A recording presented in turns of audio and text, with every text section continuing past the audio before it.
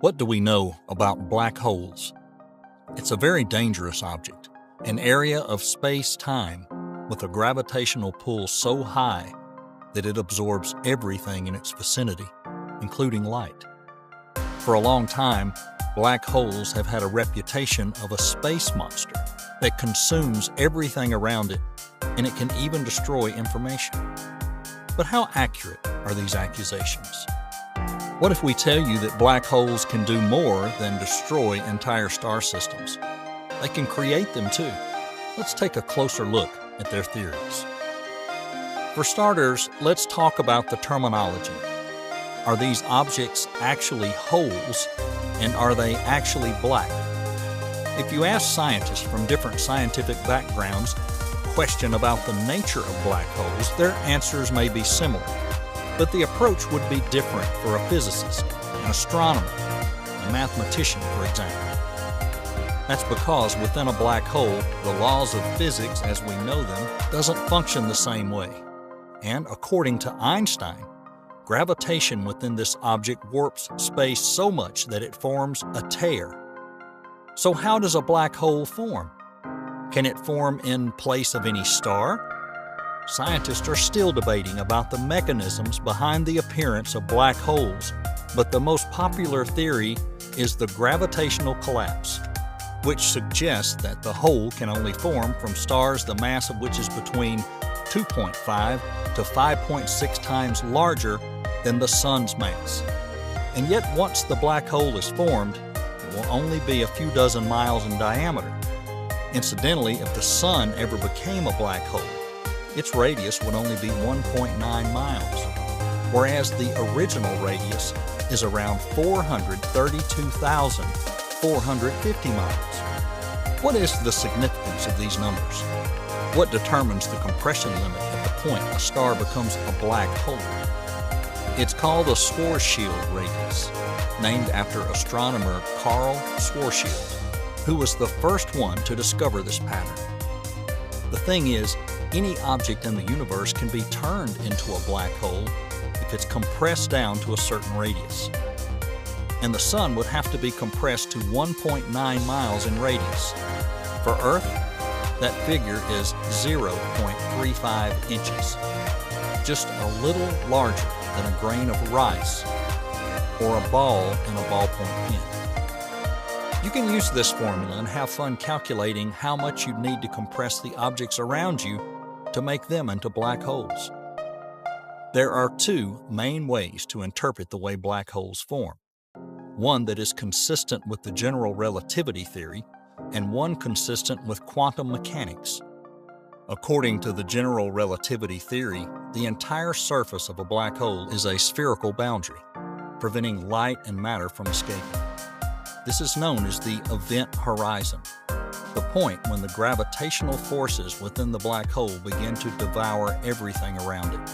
It's a point of no return. If you cross the event horizon, you can no longer escape. If we somehow managed to get inside a black hole, we would discover that space-time is more warped the closer you are to the center, and at the very center it would be infinitely warped. The scientists refer to that spot as the gravitational singularity. Here, the concepts of space and time no longer have meaning, and all known laws of physics no longer apply. Of course, a black hole doesn't actually have a surface as such. An event horizon is just a boundary where the black hole starts. Technically, you can't even call a black hole an object in a geometrical sense because it doesn't have a permanent shape or surface. You cannot feel or touch the event horizon. The easiest analogy is this. Imagine being in a completely dark room. You stumble upon a door, leading to an exactly the same room. In this case, the door is a real object in a specific location. It would be a different matter entirely if walking around in a dark room, you stumbled into a black hole. You would simply not notice the transition. There's no solid physical boundary in front of a black hole. A black hole is a place where the mass has warped space-time. And As a result, no object can leave it once it crosses the boundary. Everything that entered the black hole will forever remain beyond the horizon. This is one of the fundamental questions occupying the minds of astronomers around the world. What's inside? What would an observer experience inside the black hole? And what would that look like to the outside observers? In the moment when you cross the event horizon, the reality would split into two parts. In one, you'd instantly evaporate from reality. In the other, you'd be frozen in place, safe and sound, before gradually disappearing forever. As we already mentioned, crossing the event horizon would happen completely unbeknownst to you. Think back to the dark room analogy. And what's amazing is that as you move closer and closer towards the gravitational singularity, you won't experience any turbulence, any pull or pressure. You'll simply be in a state of free fall. And if we're talking about your subjective perception, there will not be a horizon for you. We must say that this theory only applies to large-scale black holes, millions of times larger than the Sun, whereas in case of smaller black holes, you would experience a deathly discomfort. The gravitation would affect your body disproportionately, and you'd be stretched out like a strand of spaghetti. And by the way, that's the official scientific term for this process, spaghettification. But for the purpose of this experiment, let's imagine we found ourselves inside a fairly large black hole. We are doomed, but at the very least, we won't die instantly, making a relatively steady descent towards the singularity instead. And so you're calmly flying through the infinitely warped space, headed for the gravitational singularity, while the outside observers claim that you have vanished next to the black hole. Who's right in this case? According to physics, both. Additionally, according to Stephen Hawking's theory, you can slowly vanish within the black hole, be essentially erased from the universe, which leads to a serious paradox. In accordance with the laws of quantum physics, from the point of view of the observer, you cannot cross the event horizon. You must stay outside of the black hole. One of the fundamental laws of physics says that information cannot be destroyed. When you are inside the black hole, the physical you, the atoms your body is composed of, cease to exist. From the observer's point of view, this would go against the law of physics. Stephen Hawking determined that aside from everything else, black holes also evaporate. On the border of the event horizon, so-called virtual particles are formed. Although the probability is low, one particle can be devoured by the black hole, while another remains outside of it, turning into radiation. Hawking radiation. This way, a black hole can very slowly lose its mass. It would take 10 to the power of 100 years for a supermassive black hole, which is formed through the merging of several black holes, to evaporate. And in theory, any object that enters a black hole stops existing as we know it.